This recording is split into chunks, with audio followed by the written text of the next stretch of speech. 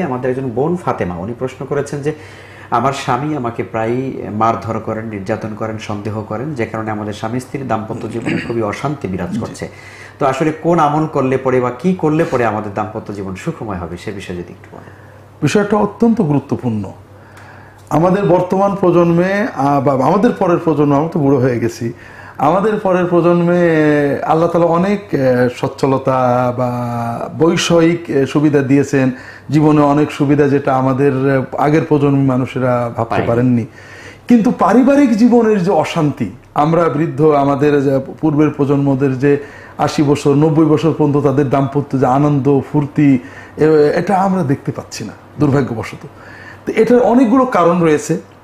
ব্যক্তি স্বাতন্ত্র্য বোধ, স্বাধীনতা বোধ, অধিকার চেতনা, দায়িত্ববাদ দিয়ে যেটা আধুনিক সভ্যতা আমাদের শেখাচ্ছে, এটার কারণে পারিবারিক অশান্তি বেড়েছে। এটার অনেক দীর্ঘ আলোচনা দরকার মূলত। তবে সংক্ষেপে প্রশ্নের উত্তর হলো যে আমাদের এই ক্ষেত্রে প্রথমত সন্দেহ হারাম।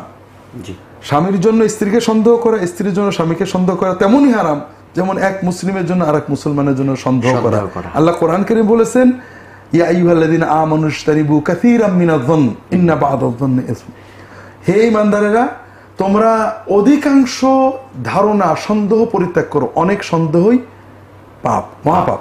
কোরআনের ভাষায় ইসম মানে মহাপাপ। আল্লাহ রাসূল বলছেন ফাইন্না যান্না আকযাবুল হাদিস, সন্দেহ হলো সবচেয়ে বড় মিথ্যা। সন্দেহ হারাম। রাসূলুল্লাহ সাল্লাল্লাহু আলাইহি ওয়াসাল্লাম সকল সন্দেহ বন্ধ করার জন্য চেষ্টা করেছেন। সন্দেহ মানবীয় দুর্বলতা, আমরা সবাই মানুষ, ভুল তো হতেই পারে। আমি যদি চাই আমার স্ত্রী পারফেক্ট হবে, কিন্তু আমার ভিতরে অনেক দোষ আছে, আমার স্বামী পারফেক্ট হবে, আমার ভিতরে অনেক দোষ আছে। বর্তমানে ইলেকট্রনিক জগতে আমাদের কাছেও বিভিন্ন দেশ বিদেশ থেকে মনেরা প্রশ্ন করেন, আমার স্বামী খুবই ভালো নামাজু, কিন্তু আজকাল ফেসবুকে অন্য মেয়েদের সাথে চ্যাট করে। তা আপনার ফেসবুক দেখতে বলেছে কি? সেটা বাইরে যেত গল্প করতে পারতো। আপনি তার প্রতি ভালো ধারণা রাখুন, মনে করুন এই গল্পটা একান্তই স্বাভাবিক, আপনাকে সন্দেহ করতে হবে কেন? ঠিক স্বামী স্ত্রীকে সন্দেহ করছেন, স্ত্রী স্বামীকে সন্দেহ করছেন, এই সন্দেহটা মূলতই হারাম। বরং অন্য মুসলমানের ক্ষেত্রে যেমন কোনো খারাপ কিছু দেখলে একটা ভালো ব্যাখ্যার চেষ্টা করতে হবে, স্বামী স্ত্রীর ক্ষেত্রে একই হুকুম। হযরত রাসূলুল্লাহ সাল্লাল্লাহু আলাইহি ওয়াসাল্লাম একদিন কাবাঘরকে দেখে, এটা শেখ আলবানী হাদিসে সহিহ বলেছেন, আব্দুল্লাহ ইবনে আব্বাস থেকে বর্ণিত, রাসূলুল্লাহ সাল্লাল্লাহু আলাইহি ওয়াসাল্লাম কাবাঘরকে দেখে বলছেন, মারহাবাম বিকি ইয়া কাবা মা আযমাকি মিন বাইত। তো আপনাকে, হে বাইতুল্লাহ, তোমাকে আহলান ওয়া সাহলান, তুমি অনেক বড়। ওয়ালা হুরমাতু আল মুমিনি ইনদাল্লাহি আযম মিন হুরমাতিকা, তোমার সম্মান অনেক বড়, কিন্তু মুমিনের মর্যাদা আল্লাহর কাছে তোমার চেয়ে অনেক বেশি।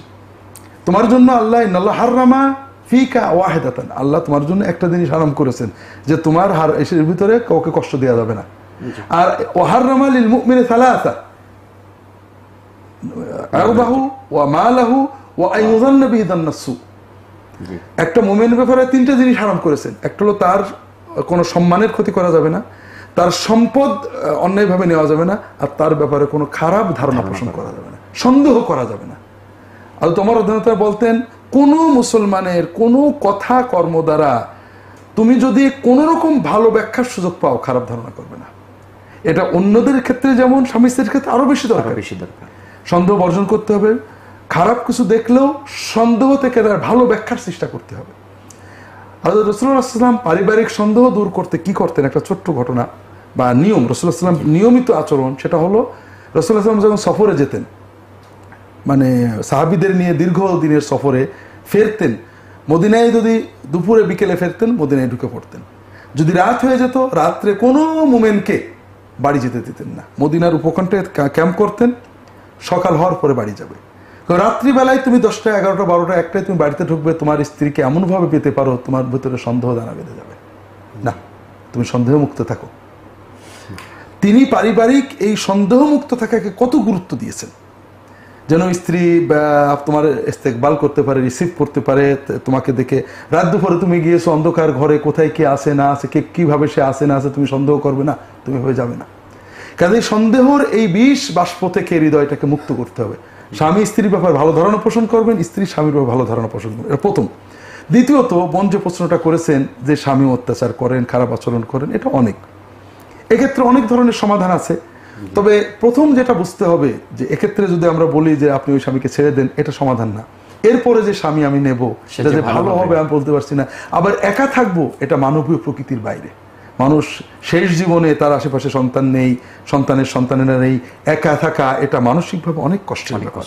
এই জন্য টিকানো যায় কিনা যেটা আছে এটা চেষ্টা করতে হবে। আর এর জন্য সবচেয়ে ভালো কাজ করে ইবাদতের অনুভূতি। আমি যদি বুঝি আমি আমার স্বামীর প্রতি আল্লাহ যে দায়িত্ব দিয়েছেন এটা পালন করব, তিনি যদি দায়িত্ব অবহেলা করেন আল্লাহর কাছে দায়িত্ব থাকবেন। ইসলাম শেখায় দায়িত্ব ব্যাপারে অধিক সচেতন হও, অধিকার যতটুকু পারো নেও, না পেলে অন্তত ত্যাগ স্বীকার করো। আর আধুনিক সভ্যতা থেকে অধিকার প্রত্যেকে তার অধিকার নিতে, হ্যাঁ, কিন্তু দায়িত্বের ব্যাপারে কোনো কথা নেই। ইসলাম অন্যটা শেখাচ্ছে। আসলে সবকিছু আইন করে সমাজ করে ফতোয়া দিয়ে আদায় করা যায় না। আদায় মন থেকে না হলে ভেঙে দিতে হয়, আর কতবার ভাঙবেন আপনি।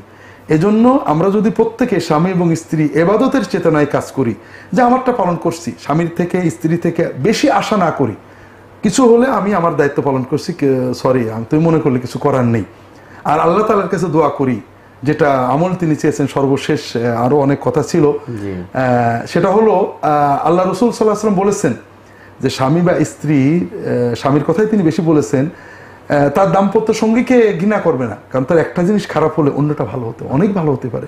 কাজে স্বামীর ভিতরে খারাপটাই শুধু দেখবো না, আর ভালোগুলো দেখে আমি তার প্রতি একটা ভালো ধারণা করব। ঠিক স্ত্রীর ক্ষেত্রেও তাই। আর রাসূল ইসলাম স্বামীদেরকে বেশি নসিহত করেছে, কারণ অত্যাচারটা স্বামীরা বেশি করে থাকে। আল্লাহ রাসূল সাল্লাল্লাহু আলাইহি ওয়াসাল্লামের এই নির্দেশনার পাশাপাশি একটা দোয়া করতে হবে, যে আমলটা বোন চেয়েছেন, সেটা হলো রব্বানা হাব লানা মিন আজওয়াজিনা ওয়া যুররিয়াতিনা কুররাতা আয়ুন ওয়াজআলনা লিল মুত্তাকিনা ইমামা।